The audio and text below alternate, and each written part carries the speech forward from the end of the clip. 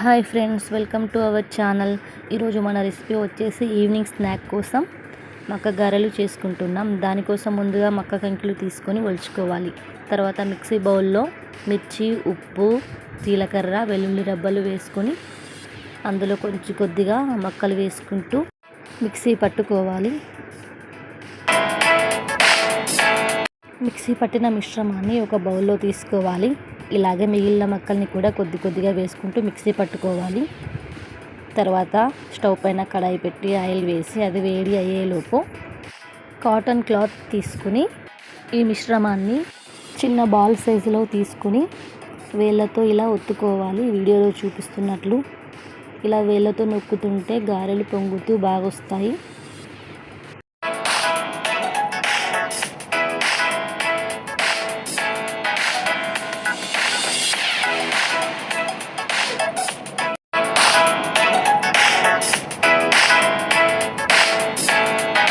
వీడియోలో చూపిస్తున్నట్లు ఇలా చేసుకోవాలి గారెలు. ఈ గారెలను నిదానంగా తీసుకుంటూ వేడి అయిన నూనెలో వేసుకొని డీప్ ఫ్రై చేసుకోవాలి. ఇంట్లోకి బంధువులు వచ్చారు. అందరం కలిసి మక్కలు ఒలిచాము.